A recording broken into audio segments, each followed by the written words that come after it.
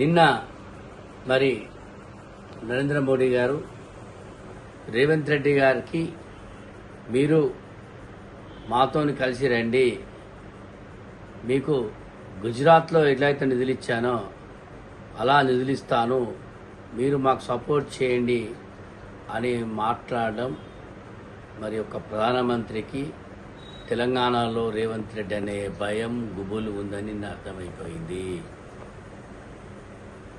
స్పష్టంగా చెప్పారు, మేము కేంద్రము ఇప్పటి వరకు మీకు డబ్బులు ఇవ్వలేవడం లేదు, ఇవ్వం, నీకు డబ్బులు కావాలంటే గుజరాత్ రీతిలో మీరు అభివృద్ధి జరగాలంటే రేవంత్ రెడ్డి గారు నాతో కలిసి రావాలి, కలిస్తే నేను అభివృద్ధికి మీకు డబ్బులు ఇస్తా, లేకపోతే నిన్న బహిరంగంగానే వారు మాట్లాడడం జరిగింది.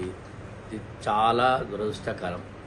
ఎందుకంటే ఒక పక్కన రేవంత్ రెడ్డి గారి మీద ప్రతిపక్ష నాయకులందరూ మరి బీజేపీ కానీ టీఆర్ఎస్ కానీ ఒక విధమైన ఆరోపణలు, అసభ్యమైన ఆరోపణలు అసలు చేయడం, మరి ఇవాళ రేవంత్ రెడ్డి గారు అనేది ఏంటనేది మరి వాళ్ళ నాయకుడే, బీజేపీ నాయకుడు, వాళ్ళ ప్రధానమంత్రి ఇలా రేవంత్ రెడ్డి గారిని పొగిడి నువ్వు నాతో సపోర్ట్ చేయాలి, నీ అండ నాకు కావాలి అన్నాడంటే ఇక రేవంత్ రెడ్డి గారు ఎక్కడున్నారో మీరు తెలుసుకోవాల్సిన అవసరం మీకుంది.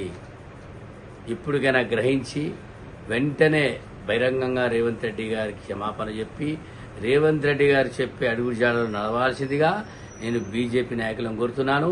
మీ యొక్క మోడీ గారు పెట్టిన కండిషన్స్కి రేవంత్ రెడ్డి గారు బెంగళూరు కారు, మీరు ఇటువంటి ఆలోచనలు పెట్టుకోకండి.